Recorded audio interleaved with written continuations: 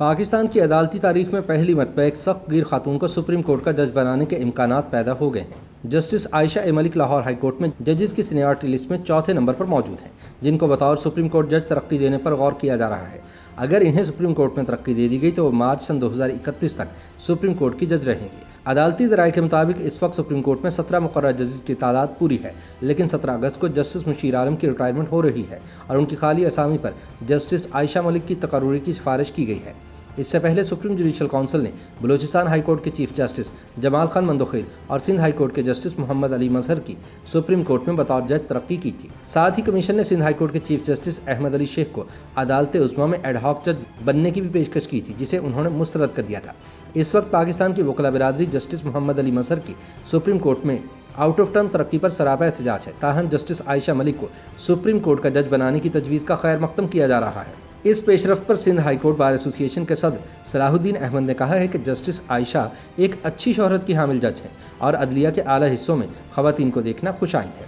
تاہم انہوں نے کہا کہ اس معاملے میں سینیورٹی کے اصول کو بھی مد نظر رکھا جانا چاہیے۔ ان کا کہنا تھا کہ ہمارے پاس سال سن 2002-3 میں لاہور ہائی کورٹ کی ایک خاتون چیف جسٹس اور سپریم کورٹ کی ایک جج ہوتی، لیکن جسٹس فخر نساء کھوکھر کو غلط طور پر بار بار بائی پاس کیا گیا اور ان کی ترقی نہ ہو پائی۔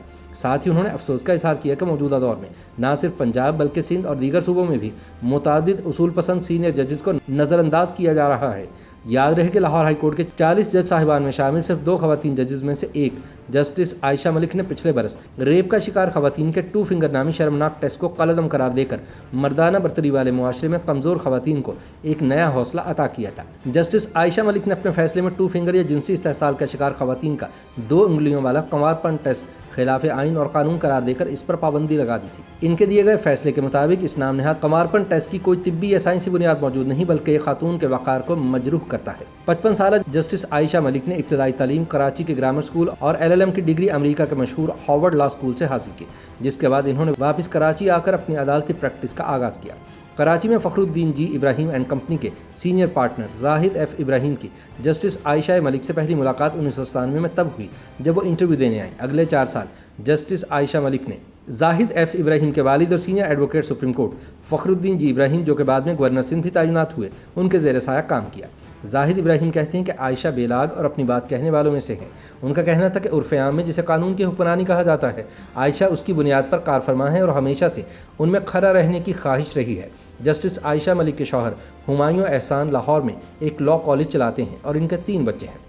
ذاتی زندگی میں جسٹس عائشہ ملک مصوری سے محسوس ہوتی ہیں اور خاص طور پر منییچر آرٹ کو پسند کرتی ہیں۔ اس کے علاوہ وہ پالتو جانور رکھنے کی بھی شوقین ہیں۔ عائشہ ملک اب ایک ایسے نظام کا حصہ ہیں جہاں مردوں کے مقابلے میں خواتین کی تعداد آٹے میں نمک کے برابر ہے۔ لیکن 2 فنگر ٹیسٹ کے فیصلے سے پہلے بھی جسٹس عائشہ کی عدالت میں پیش ہونے والے مرد وکلاء پر ایک دھاک تھی، جس میں مزید اضافہ ہو گیا ہے۔ اکثر مرد وکلاء کا دعویٰ ہے کہ جج صاحبہ بسا اوقات کرخت اور درست ہو جاتی ہیں اور وکلاء کے دلائل کے درمیان ان کا ٹوکنا معمول کی بات ہے۔ دوسری طرف خواتین وکلاء اس تاثر کو غلط قرار دیتے ہوئے رد کرتی ہیں۔ ان کا اصرار ہے کہ پیشہ قانون میں صنفی تعصب پایا جاتا ہے، جس کی بنا پر خواتین کو اپنے مرد ہم مرتبہ کی نسبت زیادہ سخت جانچ پڑتال کے عمل سے گزارا جاتا ہے۔ لاہور سے تعلق رکھنے والی ایک خاتون وکیل کا کہنا ہے کہ مرد وکلاء ایک خاتون جج کی عدالت میں پیش ہونے پر شش و پنج میں مبتلا ہو جاتے ہیں۔ ان کا کہنا تھا کہ جتنے مرد وکلاء کو میں جانتی ہوں، ان کی اکثریت جسٹس عائشہ ملک کو پسند نہیں کرتی۔ جسٹس عائشہ کے بارے میں عمومی تاثر یہ ہے کہ وہ طاقتور لوگوں کے خلاف دبنگ فیصلے دینے سے بھی نہیں گھبراتی۔ 2016 میں جسٹس عائشہ نے اتفاق شوگر ملز لمیٹڈ اور چودھری شوگر ملز لمیٹڈ کی جنوبی پنجاب منتقلی کو روک دیا تھا۔ درخواست گزار کا الزام تھا کہ یہ دونوں شوگر ملز تب کے وزیر اعلیٰ پنجاب شہباز شریف اور اس وقت کے وزیر اعظم نواز شریف اور ان کے خاندان کی ملکیت ہیں۔ اپنے اس فیصلے میں جسٹس عائشہ نے لکھا کہ حکومتی سہولت کاری کے ساتھ مذکورہ شوگر ملز اس پابندی کو جل دینے میں کامیاب ہوئیں، جس کے تحت کپاس کے پیداواری علاقوں کو نقصان پہنچانے کے سبب نئی شوگر ملز لگانے پر قانونی قدغن تھی۔ جب مذکورہ کمپنیز نے اس فیصلے کے خلاف سپریم کورٹ میں اپیل دائر کی تو وہاں بھی لاہور ہائی کورٹ اور جسٹس عائشہ کے فیصلے کو برقرار رکھتے ہوئے شریف فیملی کی شوگر ملز کو واپس اپنی پہلی جگہ پر جانے کا حکم دیا گیا۔ سپریم کورٹ آف پاکستان کی تاریخ میں ابھی تک کوئی خاتون چیف جسٹس کے عہدے پر فائز نہیں ہو پائی اور نہ ہی لاہور ہائی کورٹ میں ایسی کوئی مثال ملتی ہے۔ حالانکہ پہلی خاتون جج کی تعیناتی 1974 میں ہوئی تھی۔ اگرچہ اس پیشے میں خواتین کی ترقی کی راہ میں حائل رکاوٹیں اس کی ایک ممکنہ وجہ ہو سکتی ہیں، لیکن اب یہ امید پیدا ہوئی ہے کہ جسٹس عائشہ ملک سپریم کورٹ کی تاریخ کی پہلی جج بننے میں کامیاب ہو جائیں گی۔ YouTube पर गूगली न्यूज देखने के लिए youtube.com की सर्च बार में गूगली न्यूज टीवी टाइप करें। गूगली न्यूज के पेज पर सुर्ख रंग के सब्सक्रिप्शन वाले बटन पर क्लिक करना ना भूलिए। YouTube पेज पर अपलोड होने वाली वीडियोस से बाखबर रहने के लिए बेल आइकन पर क्लिक कीजिए। आपको हर नई वीडियो के बारे में नोटिफिकेशन मौसूल हो जाएगा।